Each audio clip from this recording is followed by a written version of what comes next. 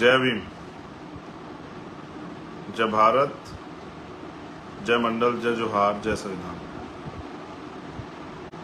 और आज का ये विशेष लाइव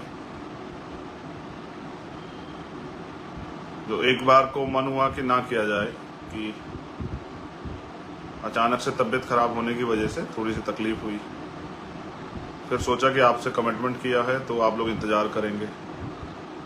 फिर ये तय हुआ कि आपसे चाहे थोड़ी बात हो लेकिन की जाए।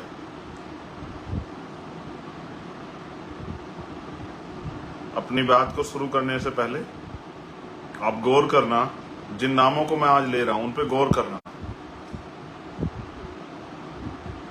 जब तक मैं भीम आर्मी आजाद समाज पार्टी के सब कार्यकर्ताओं को संदेश देना चाहता हूं, जब तक आप इन महापुरुषों को नहीं पढ़ोगे जिनके नाम ले रहा हूं, और भी बहुत सारे कुछ छूट जाएंगे, उनके साथ साथ इनके दिखाए रास्ते पे नहीं चलोगे, महापुरुषों ने मिशन कैसे चलाया ये नहीं सीखोगे,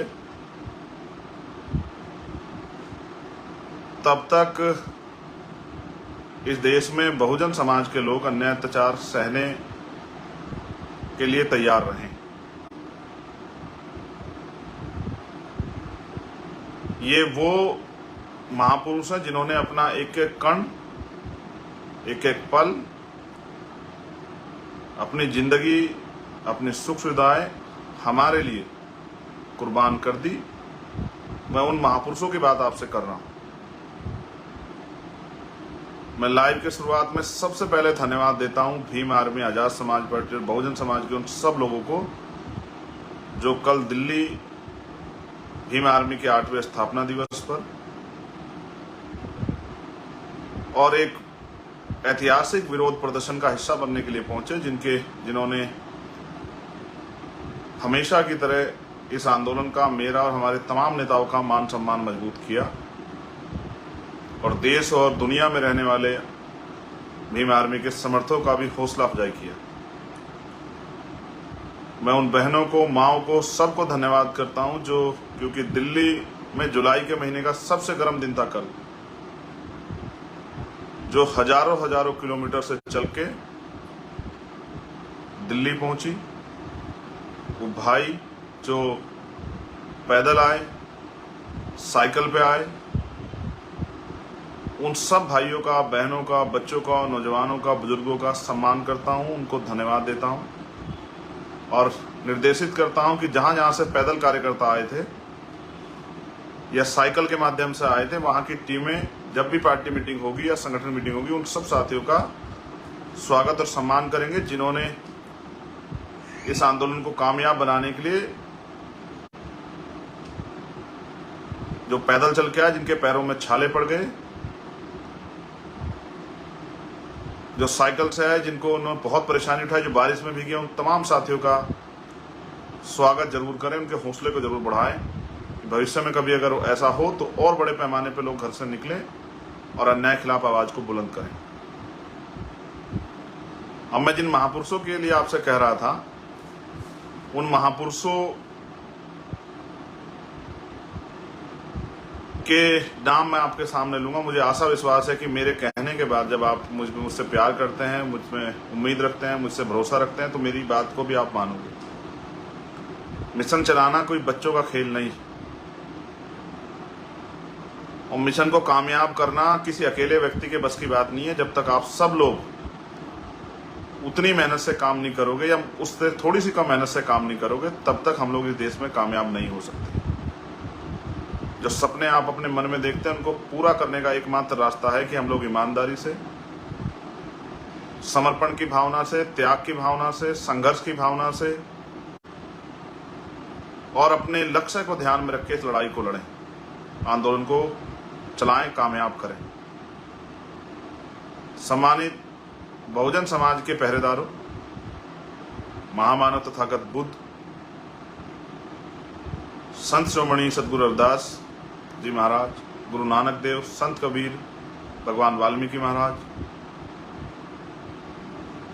गुरु घासीदास, संत तुकाराम, नारायणा गुरु, संत गाडगे जी महाराज, इनके विचारों को हमारे साथियों को, चाहे वो छोटे या बड़े, उनको पढ़ना चाहिए, जानना चाहिए। फिर उनके बाद राष्ट्रपिता ज्योतिबा फूले, छत्रपति साहू जी महाराज, बाबा साहब डॉक्टर भीमराव अंबेडकर, पेरियार ई रामासामी नायकर, पेरियार लल्लई यादव, महामना राम सुवर्मा, सर छोटू राम,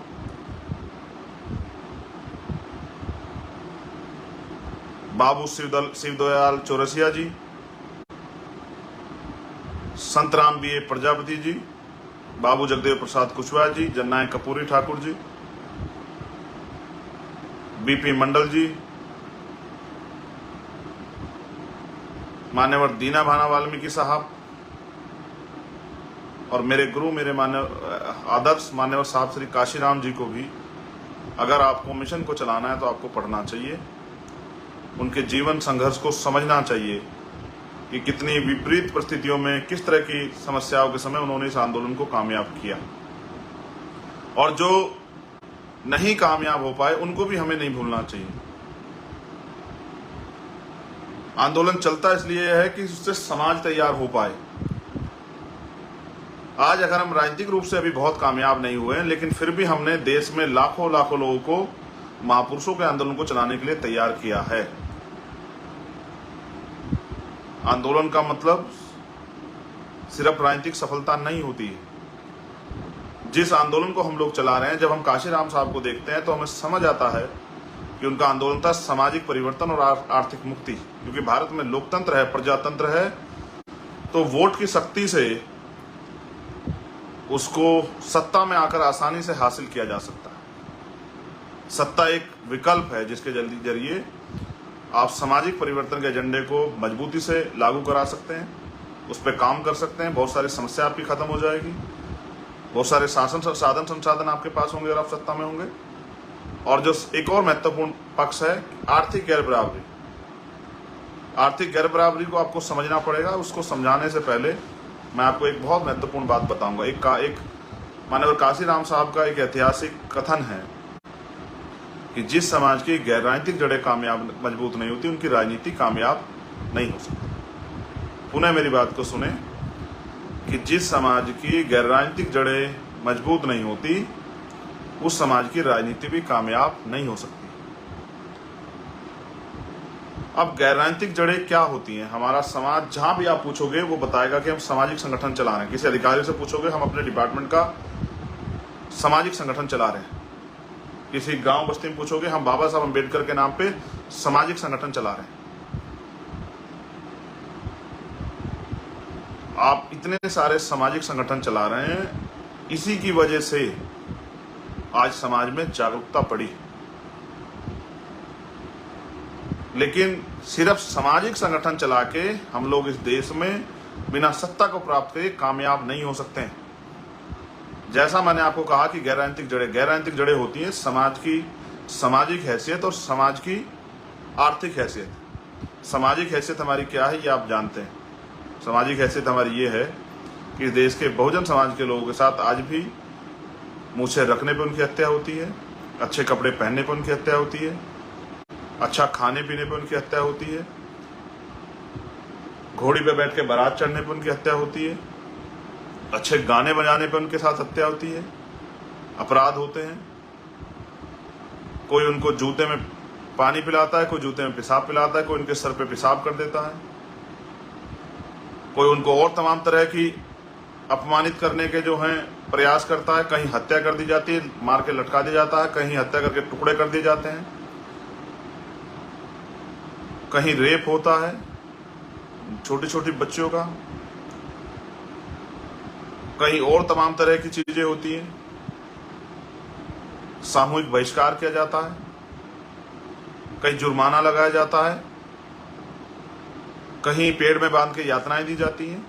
तो ये हमारी सामाजिक हैसियत है। इस देश के आज़ादी के 75 साल बाद भी ये इस देश में हमारी सामाजिक हैसियत है। आप सोचो, जब काशीराम साहब आंदोलन चला रहे तब हमारी सामाजिक हैसियत और कितनी कमजोर रही होगी। फिर आर्थिक मजबूती की बात कर लेता हूँ, आर्थिक मुक्ति की बात कर लेता हूँ, आर्थिक हैसियत की बात कर लेता हूँ। तो आर्थिक हैसियत ये है कि देश के विभिन्न कोनों में आप जाओगे भारत के अंदर 2% सरकारी सेक्टर है, उसमें 22.5% आरक्षण हमें है, 27% आरक्षण पिछड़े वर्ग के लोगों को, वो भी जो है पूरा नहीं किया जाता। उसका उदाहरण भी मैं आपको दूंगा। ये हमारी आर्थिक हैसियत है कि इन 2% हमारे समाज को, हमारा 1% समाज भी कामयाब नहीं हुआ। उस 1% समाज जो सरकारी नौकरी में गया, उस 1% समाज ने अपने बच्चों को अच्छा पढ़ाया लिखाया, किसी को बिजनेस करने के लिए, किसी को आर्टिस्ट बनाने के लिए, किसी को पत्रकार बनाने के लिए, किसी को हिस्टोरिकल बनाने के लिए उसने अच्छी पढ़ाई करवाई, तो हमारा 7, 8, 9, 10% समाज तैयार हुआ है। बाकी 90% दलित समाज की स्थिति चूंकि तू है, और ऐसी स्थिति 80% पिछड़े वर्ग के लोगों की है। आप अपने गांव बस्ती में जाकर देखना, पाल समाज के लोगों को, प्रजापति समाज के लोगों को, सैन समाज के लोगों को, कश्यप समाज के लोगों को, निषाद समाज के लोगों को, और जो अन्य पिछड़ी जातियां हैं, उनके घर परिवार, उनके काम धाम, उनके रोजगार देखना, वो बहुत सक्षम इस देश में नहीं। आप 80%, 85% चमार समाज के लोगों को, पासी समाज के लोगों को, धोबी समाज के लोगों को, कोरी समाज के लोगों को, खटीक समाज के लोगों को, कभी उनके गांव में, उनकी बस्तियों में मुसार समाज के लोगों को जाकर, अलग अलग जातियों से हम लोग हैं, जातियों से हम लोगों को पहचान मिलती है। कहीं हमको डूम कहा जाता है, कहीं हमको डूमड़े कहा जाता है, कहीं हमको मुसार कहा जाता है, कहीं हमको मांझी कहा जाता है। इतने सरनेमों में हम लोग बटे हुए हैं, लेकिन हमारी आर्थिक स्थिति यह है कि एक सरकारी आंकड़ा कहता है कि 54% दलितों पे 1 गज जमीन नहीं, और जिन पे 1 गज जमीन नहीं, उनकी आर्थिक स्थिति क्या होगी आप जान लो। जिस समाज का 80% हिस्सा सुबह मेहनत मजदूरी पे जाता है और कुछ कमा के लाता है, तब उनके घर में चूल्हा जलता है, उनकी आर्थिक स्थिति क्या होगी ये आपको समझना चाहिए। इसलिए साहब ने कहा कि भाई इनकी राजनीति कैसे कामयाब होगी, इसलिए उन्होंने, इनके पास तो सामाजिक और आर्थिक जड़ें ही नहीं है, तो इनकी राजनीति तो कामयाब नहीं हो सकती। इसलिए उन्होंने समाज के पढ़े लिखे और सक्षम जो अधिकारी कर्मचारी थे उनको तैयार किया कि भाई आप लोग हौसला जुटाओ, आप अपनी जिम्मेदारी को समझो, सामाजिक जिम्मेदारी को समझो। आपको जो नौकरी मिली है, रोजगार मिला, इसके लिए बाबा साहब ने जो आरक्षण का प्रावधान किया है संविधान में, उसकी वजह से मिला। इस वजह से आप अपनी जिम्मेदारी को समझो, अपने जो हाशिए पे समाज है उसको उठाने का काम करो, उसके भी हाथ खींचो, उसको ऊपर लाओ, अपनी जिम्मेदारी को अदा करो। साहब काशीराम इस बात को समझाने में कामयाब हो पाए, और तब जाके अधिकारी कर्मचारियों ने संघर्ष किया, बामसेब नाम का संगठन बना, उसके जरिए हमारी पुरानी मूवमेंट खड़ी हुई और हम लोगों को इस देश में अपने पैरों पर खड़े होने का मौका मिला। आज की मेरी पहली अपील उन अधिकारी कर्मचारियों से है जो सक्षम हैं कि आज चारों तरफ अन्याय अत्याचार हो रहा है, हमारे जो अधिकार बाबा साहब अम्बेडकर देके गए हैं, अगर हम उनके सच्चे सपूत हैं तो आज हमें बैठ के अपने घर में आकलन करना चाहिए कि हमारे व्यक्तिगत परिवार के साथ साथ भी ये समाज भी हमारा परिवार है। इस समाज की क्या स्थिति हो रही, कैसे सुधरेगी, और जो आज की सत्ता ने हालात किए, क्या भविष्य में हम पे कुछ अवसर और अधिकार रह पाएंगे, या हमारा जीवन जानवर से भी बुरा जीवन इस देश में हो जाएगा। इसके बारे में हम पढ़े लिखे समझदार लोग हैं, हमें विचार करना चाहिए। मैं बार बार कहता हूँ, आंदोलन कोई भी शुरू कर सकता है, चंद्रशेखर भी शुरू कर सकता है, कोई अन्य भी शुरू कर सकता है, विनय तंत्र सिंह भी शुरू कर सकता है, कमल वालिया भी शुरू कर सकता है, हिमांशु वाल्मीकि भी शुरू कर सकता है, रविंद्र भाटी भी शुरू कर सकते हैं, अनिल धेरवाल भी शुरू कर सकते हैं, निजाम चौधरी भी शुरू कर सकते हैं, सतपाल चौधरी भी शुरू कर सकते हैं, नरेंद्र भिखुराम जैन भी शुरू कर सकते हैं, सुनील चित्तौड़, आंदोलन कोई भी शुरू कर सकता है, राजेंद्र यादव भी शुरू कर सकते हैं। लेकिन आंदोलन कामयाब तभी होगा जब उसका नेतृत्व पढ़ा लिखा समाज करेगा, क्योंकि जिस समाज का 80% बहुजन समाज क्योंकि हमारा है, उसका 80% समाज रोटी रोजी के लिए मोहताज हो, जिनको बेटी की शादी करनी पड़े तो कुछ उधार पैसे लेने पड़ते हों, बेटे को पढ़ाना पड़े तो जमीन गिरवी रखनी पड़ती है, बेचनी पड़ती हो, जिनको मकान बनाना पड़ता है उनको साहूकार से या कहीं से लोन बैंक से उठाना पड़ता हो, जो सुबह उठ के मेहनत मजदूरी पे जाते हैं, वो कैसे समाज को इतना समय दे पाएंगे कि समाज को वो अपने जागरूक कर दें अपने पैरों पे खड़ा होने के लिए। जहां देश में बाबा साहब अम्बेडकर की विचारधारा को, फूले साहू की विचारधारा को, बिरसा की विचारधारा को खत्म करने के लिए इतने जो हैं षड्यंत्र किए जा रहे हो, वहां अगर इस आंदोलन को, क्योंकि बाबा साहब ने भी कहा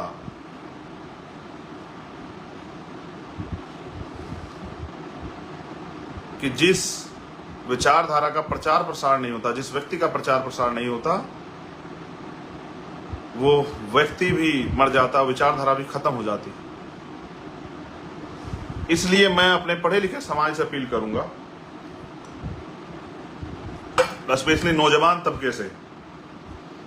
मेरे एक साथी ने मुझको इसके लिए लिखा भी कि आपको नौजवान लोग बहुत मानते हैं, आप नौजवान भाई से अपील करो कि वो जहां भी नौकरी करते हैं अपने आसपास हमारी बस्तियों को खोज के, जो कि सरकार तो सारे सरकारी स्कूल बंद कर रही है, वो बच्चों को पढ़ाना शुरू करें।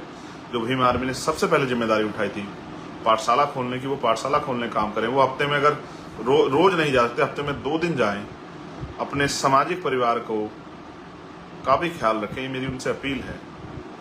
और वो आंदोलन के साथ भी जुड़ें। जिस तरह से जो लोग शासक वर्ग आज हैं, उनका एक एक व्यक्ति जो है मूवमेंट का, उनकी मूवमेंट का काम करता है, हमारे लोगों को भी हमारी मूवमेंट का काम करना चाहिए, अपने महापुरुषों के रास्ते पे चलना चाहिए। मैं ये नहीं कहता, कभी नहीं कहता सब मेरे पीछे आ खड़े हो जाओ, मैं बिल्कुल नहीं कहता। मैं तो आपके सामने बात रख रहा हूं कि जो बेहतर काम कर रहा हो उसके हाथों को आप मजबूत कर दो। आप जहां हो अपने स्तर पे काम कर लो, लेकिन करते रहो, क्योंकि अगर आप इन महापुरुषों की विचारधारा का प्रचार प्रसार नहीं करोगे तो दुश्मन तो इसका प्रचार प्रसार करने से रहा।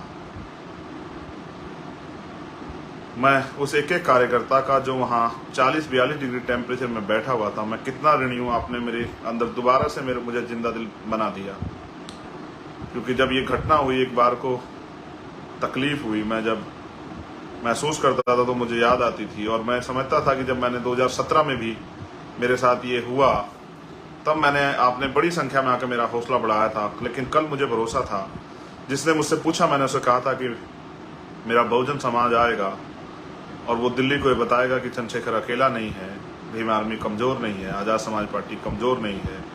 मैंने आपसे अपील भी की थी कि आप भूखे आना, प्यासे आना, कैसे भी करके आना, ट्रेन से आना, पैदल आना, साइकिल पे, लेकिन आना जरूर।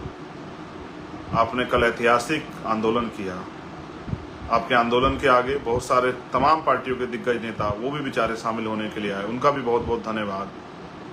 उन्होंने आपके आंदोलन को समर्थन दिया। कोई कमजोर को समर्थन नहीं देता, आप ताकतवर हैं इसलिए उन्होंने आपको समर्थन दिया, वरना इस देश में गोलियां तो रोज चलती हैं, लाशें तो रोज बिछती हैं, रेप हत्याएं तो रोज होती हैं। अगर आपके साथ जुल्म हुआ तो इस बात का, आपकी शक्ति का लोगों को एहसास है। आपको लोग गुमराह करने के लिए बहुत सब तमाम तरह की बातें बताएंगे, बहुत तमाम तरह की चीजें बताएंगे, तमाम तरह के झूठे वो करेंगे। जो कल तक हमें गालियां दे के नीचा दिखाते थे बेचारे, उनको भी, वो भी तमाम तरह का प्रयास करेंगे। लेकिन मैं जानता हूं आप इस बात को मानते, कभी भी भीम आर्मी के सैनिकों ने किसी भी चीज की परवाह नहीं की। हमेशा हमें नुकसान भी होता है। एक नुकसान की खबर भी मेरी उनके परिवार से बात हुई। बहुत जल्द मैं उनके परिवार के बीच में पहुंचूंगा, भाई गोलू वाल्मीकि के परिवार से मिलने के लिए। मुझे तकलीफ होती है और मैं आपको बार बार कहता हूं कि मैंने आज भी अपने साथियों को ये बात कही अम्बेडकर भवन में कि आज जो अन्याय हो रहा है, कहीं ना कहीं उसकी जिम्मेदारी ये समाज है, हम सब लोग हैं। क्योंकि आज हमारे पास शक्ति है इस अन्याय को रोकने की, अपनी ताकत बनाने की, अपने पैरों पर खड़े होने की, और हम चुप हैं, इस काम को नहीं कर रहे हैं, लोगों को जागरूक नहीं बना रहे हैं। तो कहीं ना कहीं हम जिम्मेदार हैं। हमारे लोगों को, हमारी विचारधारा को खत्म करने वाले दल हमारे लोगों को अपनी पार्टियों में शामिल करके, उनके वोट को खरीद के, उनके वोट को अपने पाले में करके राज कर रहे हैं। मैं उनको भी संदेश के तौर पे कहना चाहता हूं, जो लोग राजनीतिक कारणों से मेरा विरोध कर रहे हैं, आपको अगर कुछ करना भी है, हम तो बाबा साहब अम्बेडकर, फूले साहू, काशीराम जी का आंदोलन चला रहे हैं। आप जो बीजेपी और दूसरे दलों में, कांग्रेस में और अन्य दलों में जो लोग हैं, उनको वहां से निकालने का प्रयास करो, तब तो समझ आए बात। आप हमारा इस वजह से विरोध करते हो क्योंकि गरीब के बच्चे खड़े हो रहे हैं। आपको इस बात से तकलीफ होनी नहीं चाहिए थी। आपको इस बात से तकलीफ क्यों है? आप ही इन्हीं संघर्षों से उठ के आए हो। मैं आपके सामने ज्ञापन डिस्कस करना चाहता था, क्योंकि जो लोग सोशल मीडिया ज्यादा वो लोग देखते हैं, और बाद में हमारे बहुजन यूट्यूबर भाई जो हैं, वो अपने यूट्यूब चैनल के जरिए वो इस बात को अपने यहाँ डालेंगे, और जो बहुजन समाज का बुद्धिजीवी वर्ग वहां आएगा, उसको पढ़ेगा, सुनेगा, तो शायद वो समझ पाएगा कि कल का आंदोलन चंद्रशेखर आजाद के लिए नहीं था, उसकी सुरक्षा के लिए नहीं था, सीबीआई जांच के लिए तो था। सीबीआई जांच के लिए भी उन लोगों के मुंह पे तमाचा लगे जो लोग मजाक उड़ा रहे थे कि अपनी जो है सुरक्षा लेने के लिए अपने ऊपर हमला करा लिया। क्योंकि जिस दिन इस बात की सीबीआई जांच होगी, मैंने सरकार से भी कहा अगर आपके लोग इसमें शामिल नहीं तो सीबीआई जांच कराओ, जो पता लग जाए, दूध का दूध और पानी का पानी हो जाए कि इसके पीछे कितने बड़े बड़े लोग हैं जो चाहते थे कि चंद्रशेखर आज़ाद को ख़त्म कर दिया जाए। वो आपके चंद्रशेखर को खरीद नहीं पाए, रोक नहीं पाए, उसकी जबान पे ताला नहीं लगा पाए, वो डरा नहीं पाए, तो अंतिम जो विकल्प बचा था बौखलाहट में हत्या कराना, उसका भी प्रयास उन्होंने कर लिया। मैं चाहता हूं आज के मेरे लाइव को हमारा बुद्धिजीवी समाज, अधिकारी, कर्मचारी, सक्षम समाज भी सुने यूट्यूब चैनल के जरिए, इस लाइव के जरिए, और वो आकलन करें कि हमारी जो मांगे थी वो समाज के हित की मांगे थी या किसी व्यक्ति विशेष की मांगे थी। और हमने जो विभिन्न विपक्षी दल के लोग वहाँ आए उनको भी अपने ज्ञापन पे सहमत करने का काम किया कि भाई वो हमारे ज्ञापन पे सहमत हों, हमारी मांगों पे सहमत हों। हम इस देश में 75 साल भी अगर अन्य अत्याचार का शिकार हो रहे हैं, एनसीआरबी का जो डाटा कहता है कि किसी प्रदेश में 20,000 महिलाओं के साथ, किसी प्रदेश में 18,000 महिलाओं के साथ, किसी प्रदेश में 15,000 महिलाओं के साथ जो हर साल अन्य अत्याचार की घटनाएं होती है, अगर उसका डाटा भी निकाल लिया जाए, अगर शर्म हो मीडिया में वो निकाल के डाटा बताए कि इनमें दलित पिछड़े समाज की कितनी बच्चियां हैं और जो नफरत करते हैं हमसे। मैं कहना भी नहीं चाहता इस बात को, क्योंकि हमें बाबा साहब अम्बेडकर ने महिलाओं में कभी भेदभाव करना सिखाया नहीं, हमें तो इंसानों में भेदभाव करना नहीं सिखाया। छोड़ो, मैं इस बात को भी नहीं कहता, लेकिन क्या हमारी बच्चों के नसीब में लिखा हुआ है कि उनको पैदा होने के बाद, बड़े होने के बाद, जिनको हम इतने लाड प्यार से पालते हैं, जिनको हम पलकों पे रखते हैं, नाजों में पालते हैं, उनको अन्याय अत्याचार सहना पड़े। मैं समाज की हर एक बहन बेटी को जो दुनिया में कहीं रहती है, मैं उनको अपना परिवार मानता हूँ। अगर उनके साथ अन्याय होता है तो मेरा कलेजा छलनी हो जाता है। जो लोग मजाक उड़ाते हैं ये कह के, हमारे साथी कहते हैं आप इस पर जवाब मत दिया करो, आप ये मत किया करो, लेकिन क्योंकि मैं जहाँ से उठ के आया हूँ एक गाँव से, मेरे पिताजी प्राइमरी स्कूल के हेडमास्टर थे। मैं जिस जगह से निकल के आया हूँ, जिस गरीबी से निकल के मैं बाहर आया हूँ, और मैंने दर्द देखा है, तो जो लोग ये कहते हैं अपने राजनीतिक स्वार्थ में कि हम किसी के आगे गिड़गिड़ाए और ये सब चीजें, आप भीम आर्मी के जोश जुनून को जानते नहीं। मेरा सारा दर्द इस समाज के लिए है, बहुजन समाज के लिए। अगर मुझे व्यक्तिगत कोई लालसा होती तो बहुत दल थे इस देश में, अगर आपने रास्ता बंद कर दिया था तो मैं दलों को ज्वाइन करके एमपी एमएलए बन जाता। मैंने बाबा साहब अम्बेडकर, काशीराम साहब के मूवमेंट को ना मिटने देने की कसम खाई है, संकल्प लिया है। और मैंने नहीं, हमारे एक एक कार्यकर्ता ने भीम आर्मी के, आप उनको, क्योंकि वो बहुत सारे कार्यकर्ता जो नहीं जुड़े, वो समझदार नहीं, आप अपनी बातें लिख के उनको गुमराह कर लेते हो। फिर उन्हें कुछ दिनों बाद एहसास हो जाता है कि हमें हमारी लड़ाई से रोका जा रहा है, हमें पंगु पिछलग्गू बनाया जा रहा है। फिर वो आके भीम आर्मी के साथ खड़े जाते हैं, क्योंकि मैंने भीम आर्मी के साथियों को स्वाभिमान से समझौता करना नहीं सिखाया, और मैंने उनको एक एक पल ये सिखाया कि वो समाज के लिए ईमानदार रहें। मैंने जो ज्ञापन वहाँ दिया था, मैं उस ज्ञापन को इसलिए आपके आगे पढ़ना चाहता हूँ क्योंकि हमारा बुद्धिजीवी समाज आकलन करे, अपने नेताओं का भी आकलन करे, जिनको वोट दे के आपने दलित पिछड़े वर्ग के नेताओं को ताकतवर बनाया, उनका भी आकलन करें।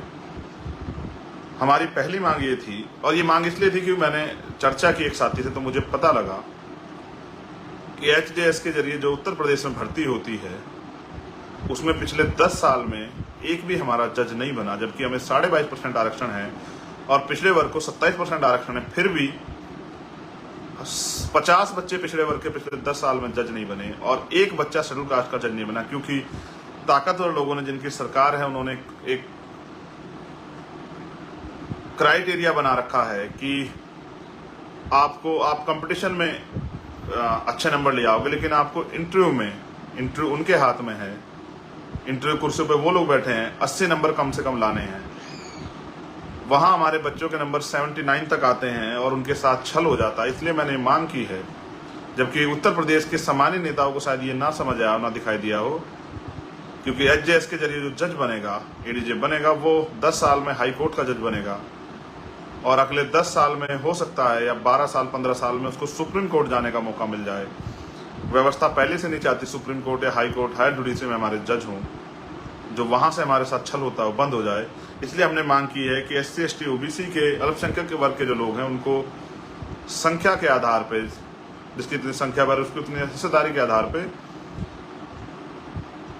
जुडिशरी में, हायर जुडिशरी में आरक्षण व्यवस्था की जाए। अगर आप क्लोजम सिस्टम नहीं खत्म करें, ठीक है, हम जिस दिन होंगे तो हम तय करेंगे कैसे होना है, हम संविधान के जरिए नियुक्तियां करेंगे, all India judicial service commission बना के। लेकिन अगर आप वहाँ हैं और ये इसको ख़त्म नहीं करना चाहते और सरकारें उनसे घबराती हैं, तो फिर आप वहाँ हमारी संख्या के आधार पर हमें आरक्षण दो, हमारे लोगों को भर्ती करो, हमारे जज होने चाहिए। वो जज वहाँ बैठ के जब वो कलम चलाएं तो उनको हमारा दर्द पता होना चाहिए। आज की जुडिशरी जो बायस्ड है, मुझे कहने में कोई प्रेज नहीं, मुझे किसी चीज़ का डर नहीं है अपने समाज के हित की बात कहने में। आपके नेताओं में हिम्मत हो तो कहो और सुप्रीम कोर्ट, हाई कोर्ट को चैलेंज करो कि वो हमारे साथ बैठ के वहाँ धोखा करते हैं, हमें न्याय नहीं देते। हमने दूसरी मांग ये की है कि संविधान के अनुच्छेद 338 में के तहत आपने राष्ट्रीय अनुसूचित जाति जनजाति आयोग गठित किया है। वो आयोग का काम है कि वो निगरानी करे हर चीज़ की, जो अन्याय अत्याचार हमारे साथ हो रहा है और जो आज की हमारी हालात है उन पर निगरानी करे। 20-20 हज़ार एक आयोग के यहाँ पेंडिंग फाइल पड़ी हुई है, एप्लीकेशन पड़ी हुई, कभी कोई संज्ञान नहीं लेता। यहाँ के नेताओं ने कभी आयोग के बाहर जाके धरना दिया, आयोग से सवाल किया, आयोग से कभी पूछा? कई जगह पे आयोग भी नहीं बना, जैसे बिहार में आयोग नहीं बना हुआ है अभी, वहाँ महिला आयोग भी नहीं, एससी आयोग भी नहीं। मैंने वहाँ के चीफ मिनिस्टर को भी कहा कि भाई आप अपने यहाँ तो आयोग बनाओ, आप पूरे देश में घूम रहे हो, कम से कम पहले अपने यहाँ आपको आयोग बनाना चाहिए। आपके यहाँ इतना अन्याय हो रहा है, आपको उसके ऊपर रोक लगानी चाहिए। ये कहने की हिम्मत चंद्रशेखर आजाद में है क्योंकि उसके समाज ने हिम्मत उसको दी है। इसलिए मैंने कहा है कि सब स्टेट में जहां आयोग की कमेटी, जैसे 2.5 साल से उत्तर प्रदेश के नेताओं को नहीं पता लगा कि उत्तर प्रदेश में भी आयोग का गठन हो जाना चाहिए। 2.5 साल से आयोग का गठन नहीं हुआ है उत्तर प्रदेश में। आयोग है SC/ST आयोग, लेकिन उसके जो चेयरमैन है वो अभी तक नहीं बने हैं, ना सरकार को फुर्सत मिली। और हमने ये भी मांग की है कि SC/ST के मुकदमे सुनने के लिए SC/ST एक्सक्लूसिव स्पेशल कोर्ट होनी चाहिए।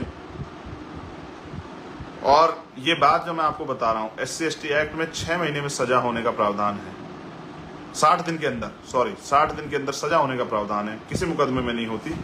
अब आप देखना किस तरह मैं आपके अधिकारों को निगलने वाले, लूटने वालों को सबक सिखाने का काम करूंगा कल के बाद, आप देखना। इसलिए हमने एक्सक्लूसिव स्पेशल कोर्ट की मांग की है कि वो हर डिस्ट्रिक्ट में और हर जिला स्तर तक SC/ST आयोग का भी गठन हो, कि हमें यहाँ आयोगों का इंतजार ना करें, हम वहीं अपने जिले में जाके अपने आयोग से अपनी समस्या रख सकें और वहां से हमारी समस्या पे काम हो सके। जो अधिकारी बायस हो गया, किसी लालच में हमारे खिलाफ काम ना कर रहा हो, हमारे खिलाफ काम कर रहा हो, उस पर कार्रवाई हो सके। मैंने ये भी मांग उठाई है कि SC/ST के कर्मचारियों का, हम तो कर्मचारी नहीं है, SC/ST OBC के कर्मचारियों को प्रमोशन में रिजर्वेशन का लाभ मिलना चाहिए। कर्मचारी क्या तो अपने आप आवाज उठाते, नेता तो नहीं उठाते। सुप्रीम कोर्ट ने कहा भी है उन्होंने, मगर एक ही बात लगा दी उसमें, नियम एक लाइन जोड़ दी कि सरकार चाहे दे सकती है, आपकी सरकारें नहीं है, बहुत जगह आपको नहीं मिल रहा है, ये आपका विषय है। लेकिन हम, जब आप हमें वोट देते हो, हमारे साथ खड़े होते हो, इस आंदोलन में मदद करते हो, इस आंदोलन के सिपाही हो, जागरूक हो, तो ये हमारी जिम्मेदारी कि आपके अधिकारों की लड़ाई हम लड़ें। आपको इसके लिए सड़कों पर ना लड़ना पड़े, आपको इसके लिए आंदोलन ना करना पड़े, आपको किसी भी तरह की पनिशमेंट का शिकार ना होना पड़े। ये आपके नेताओं की जिम्मेदारी, इस जिम्मेदारी को हम उठाएंगे और SC/ST OBC के जितने कर्मचारी उनको प्रमोशन में रिजर्वेशन का लाभ दिलाने का काम करेंगे। और फिर वहां से बैकलॉग पैदा होगा। हमने मांग की है, नेता एक दूसरे पर आरोप लगाते रहते कि देश में जितना भी बैकलॉग हो, सभी सरकारें उस बैकलॉग को पूरा करें, जिससे कि हमारे बच्चों को रोजगार मिले। कहीं किसी स्टेट में 4 लाख विभागों में 4 लाख का बैकलॉग है, कहीं 5 लाख का है, कहीं 2 लाख, कहीं 1 लाख का है। अब ये सारा बैकलॉग भरोगे तो इतने बच्चों को नौकरी मिलेगी, दलित पिछड़ों के बच्चों को, वो अपने पैरों पे खड़े होंगे। ये इसलिए नौजवानों को इसके लिए सड़कों पे आने की जरूरत नहीं है, इसका ये काम भी हमारी पार्टी करेगी। इसलिए मैंने ये मांग उठाई है। हमने मांग की है कि जाति का जनगणना होनी चाहिए। आप इसको चुनावी मौसम के साथ यूज करते हो, चुनाव आया तो आप इस पर बात करने लगे, फिर भूल जाते हो। हम इसके लिए एक बड़ा जो है जन आंदोलन तैयार कर रहे हैं और हम मंडल बनाम कमंडल की यात्रा पूरे देश में करेंगे, कि जिससे इस देश के पिछड़ों के, इस देश के अल्पसंख्यकों के, इस देश के दलितों की, इस देश के आदिवासियों की जनगणना हो। SC/ST की तो होती थी, 21 में उन सरकार भी बात नहीं करे, नेताओं ने कभी सवाल नहीं किया, कोई मोर्चा नहीं निकाला, कोई डिबेट नहीं की। इसलिए हमने मांग की है कि जाति का जनगणना होनी चाहिए। एक हमारे साथी अनिरुद्ध छोटे भाई, वो बहुत मेहनत कर रहे हैं इस बात पे, हमारे लोगों को जगाने का काम कर रहे हैं, मैं उनको धन्यवाद देता हूँ। और उन सब साथियों को धन्यवाद देता हूं जो कहीं ना कहीं, चाहे वो लोकेंद्र गुर्जर हो या कोई भी साथी हो जो इस काम को कर रहा है, चाहे वो लक्ष्मण यादव हो, मैं उन सबको धन्यवाद देता हूं। मैं नीरज पटेल जी को भी धन्यवाद देता हूं, मैं आर एस पटेल जी को भी धन्यवाद देता हूं, मैं प्रोफेसर रतनलाल जी को, दिलीप मंडल जी को भी धन्यवाद देता हूं, जो कहीं ना कहीं अपने भाषणों के जरिए, अपनी बातों के जरिए समाज को जागरूक करने का काम कर रहे हैं। एक हमारी बहन है दीदी निर्देश में, उनको भी धन्यवाद देता हूँ। ऐसी तमाम बहनों को धन्यवाद देता हूँ, भाइयों को धन्यवाद देता हूँ जिनके नाम भी नहीं ले पा रहा हूँ, जो पूरे देश में कहीं ना कहीं इस काम को आगे बढ़ा रहे हैं। हमारे भाई हैं संदीप बोध, वो भी इस काम को कर रहे हैं, समाज को जगाने का काम। मैं उन सब का धन्यवाद देता हूँ कि वो बहुत महत्वपूर्ण काम कर रहे हैं। महापुरुषों की कृपा उन पर बनी रहे, वो इस काम को और तेजी से आगे बढ़ाते रहें। हमारी मांग है कि जितनी संख्या बढ़े उसकी उतनी हिस्सेदारी, इस पैमाने के साथ, इस अनुपात में संख्या के आधार पर आरक्षण का फॉर्मूला देश में लागू हो।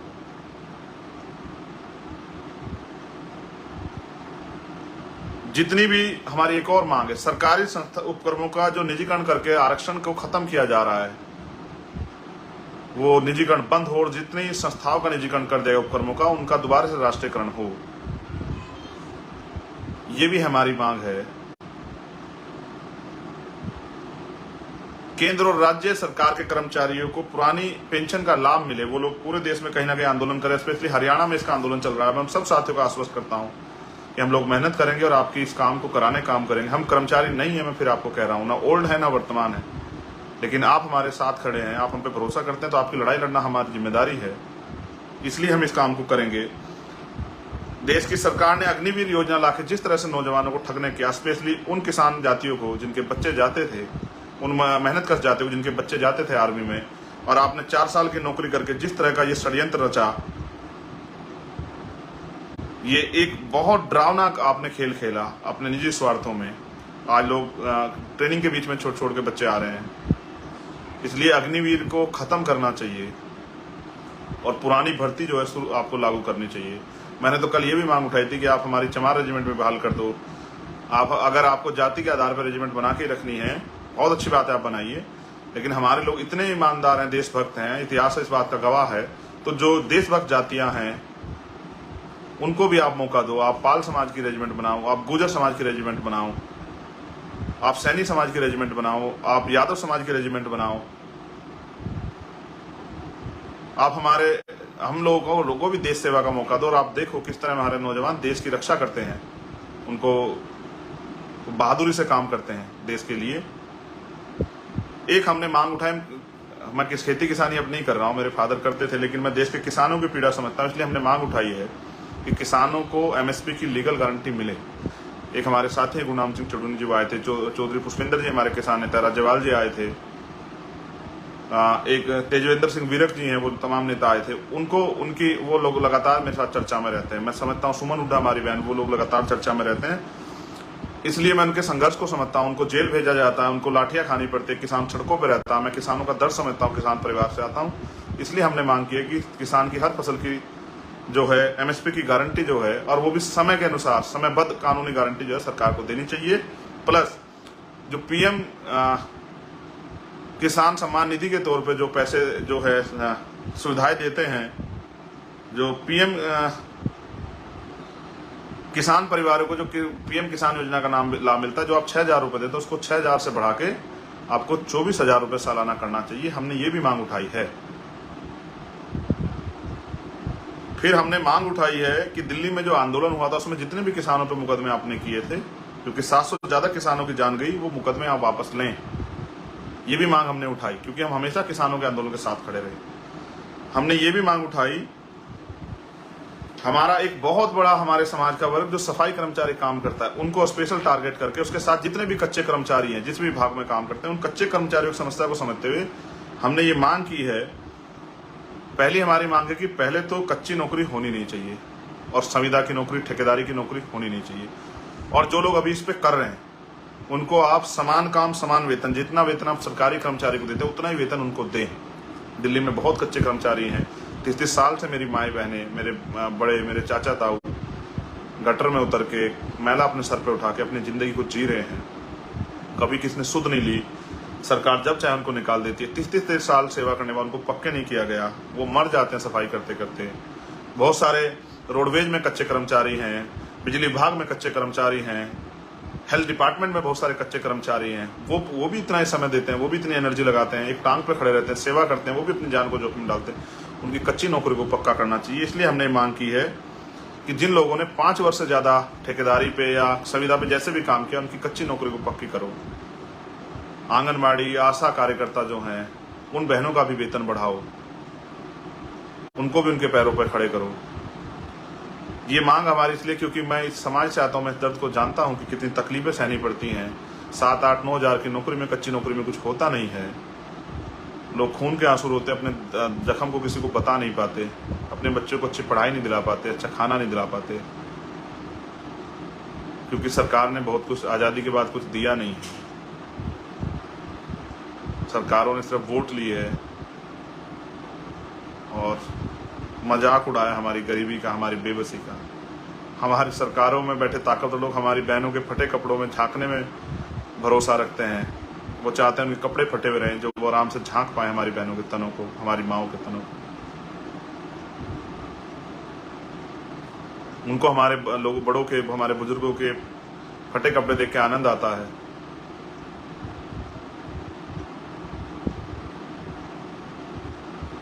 हमने मांग की है कि सरकार यूनिफॉर्म, पहले सीए लेके आई, सीएन फिर एनआरसी, हमने उसका भी जबरदस्त करके अपोज उसको किया। सरकार उसका षड्यंत्र बताया, सच बताया कि सरकार का उसके पीछे तर्क क्या था। सरकार ने बहुत झूठ बोले, लेकिन हमने संवैधानिक रूप से उनका तर्क दिया कि जो भारत में नागरिक है इस देश का, आप कानून के आधार पर किसी के साथ भेदभाव नहीं कर सकते हैं। जो आज़ादी के बाद और जिस दिन से देश आज़ाद हुआ तब से जो इस देश में है, उनके साथ किसी भी तरह का जाति के आधार पर, धर्म के आधार पर भेदभाव नहीं कर, लेकिन फिर भी हमें सहना पड़ता है। इसलिए हमने उस समय भी इसको अपोज किया। अब यूसीसी पे सरकार बात की, हमने एक बात कही है कि पहले आप ना, जो इस देश में कानून होने के बावजूद भी, उस पर अपराध घोषित होने के बावजूद भी, जो सामाजिक गैर बराबरी और इन वर्गों को सामाजिक अपमान का जो सामना करना पड़ता है, और जो आर्थिक गैर बराबरी है उसका जो सामना कर, पहले आप सामाजिक, आर्थिक, शैक्षणिक, लैंगिक गैर बराबरी जो है, धार्मिक गैर बराबरी जो है, पहले आप उसको दूर करने की बात करो। आज देश अभी इस बात के लिए तैयार नहीं है। और फिर कॉन्स्टिट्यूशन का आर्टिकल 44 का हवाला दे रहे, उसमें भी ये कहा गया कि आप थोप नहीं सकते हो किसी के ऊपर जबरन।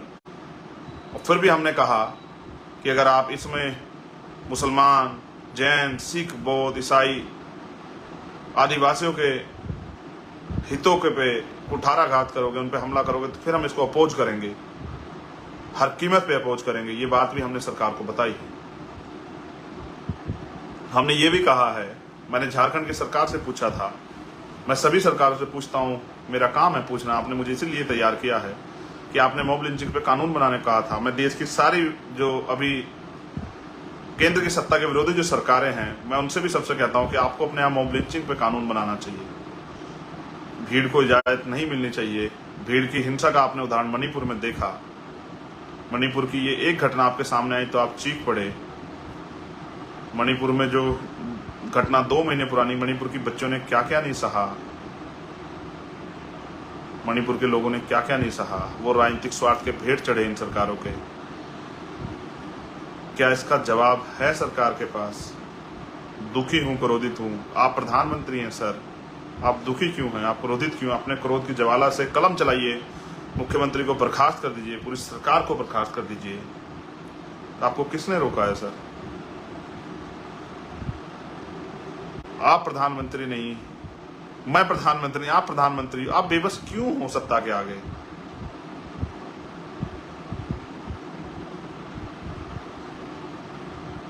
हमें तो आदत है, हमने फूलन देवी जैसी अपनी बहनों का हश्र देखा माओ का। हमें तो आदत है ये अन्याय सहने की।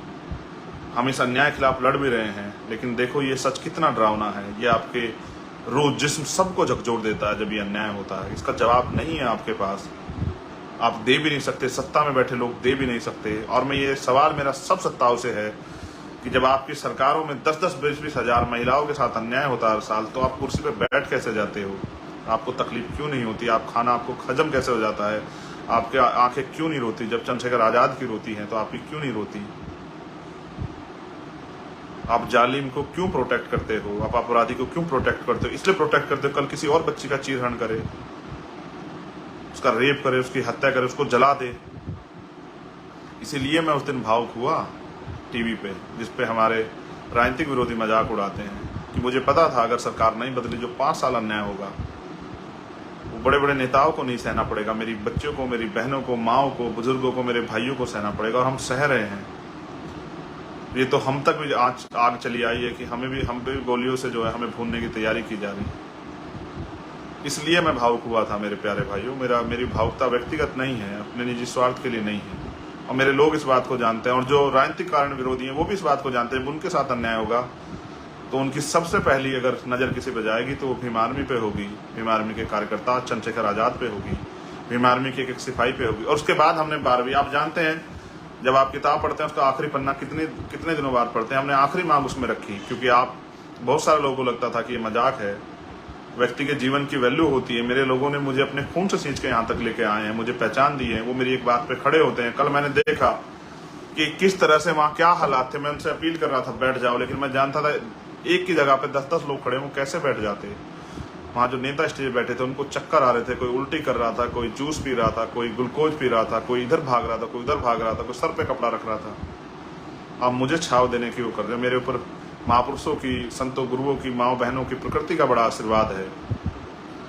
लेकिन जो मेरी बहनें, माएँ, मेरा खून जो है, जो सामने था, जो मेरे लिए चल के आया था, भीम आर्मी के लिए चल के आया था, आज़ाद समाज पार्टी चल के आया था, उसके दिल से पूछो कि उसके ऊपर क्या बीती। वो मंच पे भी नहीं था, वो सामने था, लेकिन उनको चंद्रशेखर आज़ाद पे, भीम आर्मी पे, आज़ाद समाज पार्टी भरोसा है कि कल अगर ये ताकतवर होते हैं तो जो जुल्मों को, सितमों को हम सह रहे हैं लंबे समय से, वो खत्म हो जाएगा। और हमारी लड़ाई एक घटना की समय न्याय की नहीं, हम इसको पूर्ण रूप से खत्म करना चाहते हैं।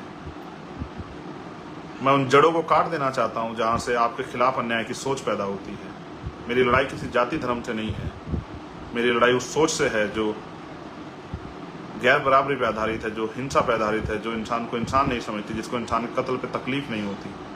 और देश की ऐसी व्यवस्था है कि हमें जाति के नाम पे अपमानित किया जाता है, वहाँ जानवरों को बिस्तरे में लोग लिटा लेते हैं और अपनी चम्मच से खाना खिला देते हैं, फिर भी इंसान को इतने अपमान का सामना करना पड़ता है। ये भारत का इतिहास है साथियों, इसी व्यवस्था के खिलाफ लड़ाई है। तो हमारी आखिरी मांग थी कि इस घटना की सीबीआई जांच हो जाए, जिसमें बड़े बड़े लोग जिनको बचाने का प्रयास किया जा रहा है, जो मेरे खून से होली खेलना चाहते थे, जो आपकी उम्मीद से होली खेलना चाहते थे, जो आपके भाई को निपटा देना चाहते थे, उनके चेहरे बेनकाब हो जाएं। इसलिए मैंने अपील की कि सीबीआई जांच हो। और सुरक्षा की बात रही, सुरक्षा तो हमारे हर नेता को मिलनी चाहिए। बीजेपी के लोग जिनकी सरकार है या अन्य पार्टी लोग जिनकी सरकार है, जब उनको सुरक्षा मिलती है तो हम भी तो इस देश में लोकतंत्र का हिस्सा, हम भी तो टैक्स देते हैं। ये टैक्स हम हमारे खून पसीने कमाई का, हमारे समाज की आबादी 85% है बहुजन समाज की, उनको क्यों नहीं जो है सुरक्षा मिलनी चाहिए। जब इस यहाँ राजनीतिक दलों के आखिरी विधायक को और जिला अध्यक्ष तक को सुरक्षा मिली है, तो बहुजनों के नेताओं को क्यों सुरक्षा मिलनी चाहिए? उनकी जान से खेलने की छूट क्यों मिलनी चाहिए मनुवादियों को? क्या उनका जीवन इतना आसान है कि जिस आदमी को उन्होंने इतनी मेहनत से तैयार किया, जिस चीज को उन्होंने इतनी मेहनत से बनाया, उसके जीवन को कोई 1 मिनट में समाप्त कर दे? क्या उनका जीवन इतना सामान्य हो जाना चाहिए देश में? इसलिए हमने सुरक्षा की मांग की, क्योंकि हम भी टैक्स देते हैं, प्राइम मिनिस्टर भी टैक्स देते हैं, प्राइम मिनिस्टर देते हो ना देते हो, गृह मंत्री देते हो ना देते हो, मुख्यमंत्री देते हो ना देते हो, हम देते हैं टैक्स हर एक चीज पे। हमारी कोई चीज सरकारी नहीं, हमारी कोई चीज फ्री नहीं, हम एक एक चीज पे टैक्स देते हैं। हमारे टैक्स के पैसे का लाभ हमें क्यों ना मिले? हम भी इस देश के निवासी हैं, हमारा भी अधिकार उतना बैठता है। पढ़े लिखे लोग अपने अधिकार को जानते, क्यों ना हम मांग करें? इसलिए हमने मांग की। और क्योंकि मैं फिर कह रहा हूं, मेरी सुरक्षा हो जाएगी, आप लोग कर लोगे, मेरी गाड़ी बुलेट प्रूफ हो जाएगी, लेकिन हमारा जो आखिरी कार्यकर्ता जो गांव में लड़ रहा है, जिसपे झूठे मुकदमे हो रहे हैं, जिसके खिलाफ झूठी चार्जशीट बनाई जा रही है, जिसको मारा पीटा जा रहा है, जिसकी हत्या की जा रही है, उसकी सुरक्षा कैसे होगी? उसकी सुरक्षा का एकमात्र रास्ता ये है कि आपको ये सत्ता परिवर्तन करके राजनीतिक ताकत अपने हाथ में लेनी पड़ेगी। और मैं फिर कह रहा हूँ, आरक्षण खत्म हो गया। जिस देश में सामाजिक गैर बराबरी है, आरक्षण खत्म हो गया, तो आप ये बात याद रखना कि ये जो हमारी दलित पिछड़े वर्ग की जो जातियाँ, आदिवासी, अल्पसंख्यक समाज के लोग, इनके बच्चों को घुसने नहीं देगा दफ्तरों में। अधिकारी कर्मचारी तो बनाना दूर की बात है, आपको 69 शिक्षक भर्ती याद होगी। ये हमको मास्टर ना बनाएं, ये हमारे 20,000 पद वहाँ खा जाएं। आपने देखा कि छत्तीसगढ़ में हमारे लोगों को नग्न प्रदर्शन करना पड़ा, क्योंकि हमारे SC/ST का सर्टिफिकेट बना के इस देश की तथाकथित ऊंची जाति जो मेरिट की बात करती है उनके कितने लोग जो है भर्ती हो गए। आपने देखा पंजाब में आंदोलन चल रहा है, लोग मुझे भी बुला रहे थे, मेरे एक साथी का मैसेज आया कि भाई आप वहाँ जाना। वहाँ कितने लोगों को जो है SC/ST का झूठा सर्टिफिकेट बना के जो लोग नौकरी कर रहे हैं देश में। अगर आपको जाति का गर्व भी चाहिए और आप जब SC/ST OBC के सर्टिफिकेट बना के नौकरी करते हो तो आपका जमीर तब क्यों नहीं आपको कहता। अगर आप चेक कराओगे देश में तो आपको लाखों लोग ऐसे मिलेंगे जो SC/ST OBC का सर्टिफिकेट बना के देश में नौकरी कर रहे हैं। ये लाइव मैंने इसलिए किया कि मेरी ताकत आप हो। मैं जब अपनी बहनों को देखता हूँ, कल एक बहन मुझे मिली थी अंबेडकर नगर से, वो भावुक थी। जब मैं बहुत सारी माँओं से मिला वो भावुक थी। एक माँ ने मैंने फ़ोन पे जब उससे बात की, उसने कहा मैंने 3 दिन से खाना नहीं खाया। मेरे कंधों पर उन लाखों माँओं की जिम्मेदारी है जिनके आंसू नहीं सूखे हैं, उन हजारों लाखों भाइयों करोड़ों भाइयों की जिम्मेदारी है जो बेरोजगार इस देश में घूम रहे हैं। और मेरे कंधों पर उन किसानों की जिम्मेदारी है जो इस देश में पूरे देश का पेट भरते हैं लेकिन वो अपने बच्चों का पेट नहीं भर पा रहे हैं। अब बारिश आई, बाढ़ आई, सारी फसल होगी और उनको अपना फसल का बीमा है और मुआवजे के नाम पे उनको 10-10 रुपए दिखाए जाएंगे। मेरे कंधों पे उनकी जिम्मेदारी है। मेरे कंधों पे उन दलित पिछड़े आदिवासियों की तमाम उनकी सुरक्षा संरक्षण की जिम्मेदारी, सशक्तिकरण की जिम्मेदारी है। इनके साथ जुर्म जाती हो रही है। मेरे कंधों पे मणिपुर की बहनों के भी सम्मान की, भाइयों के सम्मान की भी आवाज उठाने की जिम्मेदारी है। हर शोषित की आवाज उठाने की जिम्मेदारी मेरे कंधों पे है। मैंने इसलिए आंदोलन बुलाया था जंतर मंतर में। मैं इसको रामलीला मैदान में बुलाता, मुझे पता था आप उसको भी भर दोगे, लेकिन मैंने इसलिए बुलाया क्योंकि 21 मई को भी आपने 2017 मुझे वहां की ताकत दी। और फिर वहां एक घटना घटी जिसने मुझे झकझोर दिया। जब मैं 28 तारीख को चला गया झारखंड एक आंदोलन को लड़ने के लिए, एक रैली को करने के लिए, तो मेरी पहलवान बहनों के साथ जो अन्याय वहां हुआ, उनको घसीटा गया, उनके बदन को नोचा गया, उनको बेइज्जत किया गया, उनके बाल खींचे गए, मुझे बड़ी तकलीफ हुई। मैं उन सब का जवाब देने के लिए मैंने जंतर मंतर पे आपको बुलाया। मैंने आपको बुलाया, आपको बहुत कष्ट सहना पड़ा। मैं उसके लिए, जो कष्ट आपको सहना पड़ा उसके लिए मुझे खेद है, लेकिन मेरे पास तो आप ही हो जिनके इस ताकत से जो है मैं इस देश की सत्ता को जवाब दे सकता हूँ। आपने इतना प्यार दिया, इतना सहयोग किया, आगे भी आप अपनी ताकत को बनाइए, मजबूती से खड़े रहिए, अपनी पार्टी को, अपने संगठन को मजबूत कीजिए। जब आपकी पार्टी, आपका संगठन मजबूत होगा, हर कोई आपको इज्जत सम्मान देगा, हर कोई आपके साथ खड़ा होगा। मुझे आशा विश्वास है कि आप ये नहीं कहेंगे कि 10 साल और चंद्रशेखर आजाद रह जाते तो हम पता नहीं क्या कर देते। अब चंद्रशेखर आजाद आपके बीच में हैं। आज साथ देके आप इस आंदोलन को आगे बढ़ाने में मदद कीजिए। ज़्यादा परीक्षाएं मत लीजिए। देश लूट रहा है। आपके बच्चों को कोई डॉक्टर, इंजीनियर, IAS IPS नहीं बनाएगा, चपरासी भी नहीं बनाएगा इस देश में, अगर इस देश में संविधान नहीं रहा। और आज जिस तरह संविधान को, एक एक संविधान के आर्टिकल को जिस तरह से बर्बाद करने का प्रयास किया जाए, नए कानून बना के, कुछ बचेगा नहीं इस देश में।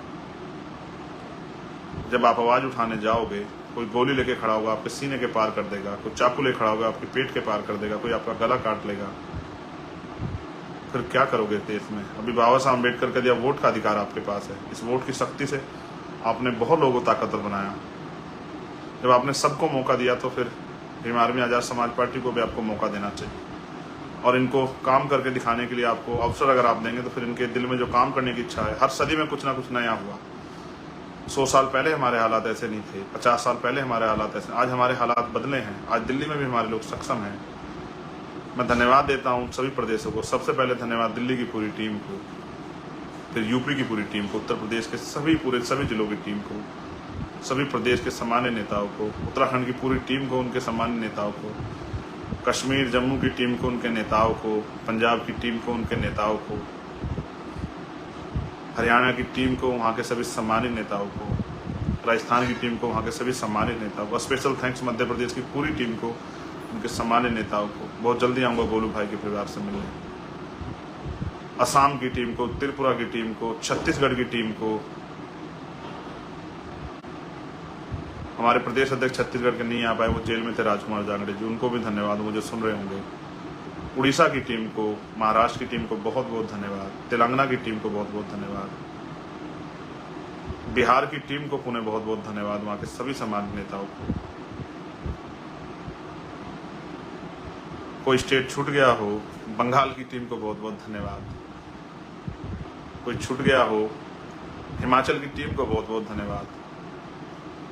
तो मुझे खेद हो सकता है, लेकिन मैं आपको हर एक कार्यकर्ता को और स्थापना दिवस की पुण्य बधाई और धन्यवाद। अब मैं आपसे एक ये चाहूँगा कि जितने साथी मुझे देख रहे हैं वो एक बार ज़रूर बताएं, क्या इस लड़ाई में मैं उनका कमेंट भी जो कोशिश करूँगा कि पढ़ने की कोशिश करूँ, क्या इस लड़ाई में वो हमें ताकत देने के लिए तैयार हैं या नहीं। अगर आप अवसर देने के लिए तैयार हैं तो हम एक भीम आर्मी का एक एक सिपाही अपने खून का एक एक कण जो है महापुरुषों के आंदोलन कामयाब करने के लिए लगाने के लिए तैयार है। मैं आपका जरूर आपके कमेंट देखूंगा कि आप चाहते हैं कि देश में भीम आर्मी आज़ाद समाज पार्टी आपके हितों की रक्षा के लिए मजबूत हो या ना। मैं आपका कमेंट जरूर जो है कोशिश करूँ। और एक स्पेशल आपको जानकारी, मैंने आपको IT सेल के लिए कहा था, इस देश के मनी माफिया मीडिया का मुकाबला करने के लिए बहुत जल्द हम लोग IT सेल बनाएंगे। कल परसों मैं आपसे डिटेल लूँगा। जो लोग IT सेल में काम करना चाहते हैं, पढ़े लिखे हमारे साथी, वो अपना डाटा जहाँ मैं मांगूंगा, जिन नंबरों पे अपना डाटा मुझे देना, जिनको आप लोग कनेक्ट करके, और एक दिन आप लोगों को सब लोगों को संगठित रूप से कहीं बुला के और किस तरह से इस पर काम करके इसको आगे बढ़ाना, मैं आपसे चर्चा कर सकूँ। मैं बहुजन मीडिया के सभी साथियों का धन्यवाद करता हूँ। जो लोग मेरे ऊपर आरोप लगाते हैं मेन स्ट्रीम मीडिया बहुत दिखाती है, कल लाखों लोग आए थे, इतनी बड़ी रैली थी, कितनी बार मीडिया ने दिखाया आप जानते हैं, कितनी बड़ी बड़ी खबरें छपी, अखबार ने तो खबरें भी छापी जिससे हमें झगड़े हो जाए आपस में। बहुजन मीडिया का बहुत बहुत धन्यवाद, जिन साथियों ने कवरेज किया, जिन साथियों ने आवाज़ उठाई, जिन साथियों ने दिखाया, चाहे अच्छा दिखाया बुरा दिखाया, कोई फर्क नहीं पड़ता, क्योंकि अगर आप आलोचना विरोध करते हैं किसी कारण से तो भी आप प्रचार करते हैं हमारा। आपका बहुत बहुत धन्यवाद। जय भीम, जय भारत, जय मंडल, जय जोहार, जय संविधान। और जैसा मैंने कहा, बहुत जल्द आपके प्रदेशों में आ रहा हूँ मंडल बनाम कमंडल की लड़ाई को लड़ने के लिए, देश के बहुजन समाज को उनके अधिकार दिलाने, उनके पैरों पर खड़ा करने के लिए, इस देश में सम्राट अशोक के सपनों का भारत बनाने के लिए, समता, समानता, मैत्री, भाईचारे पर आधारित भारत बनाने के लिए, जहाँ देश के आखिरी व्यक्ति को वो तमाम सुख सुविधाएं मिले जो इस देश के अमीरों को आज मिल रही हैं। जय।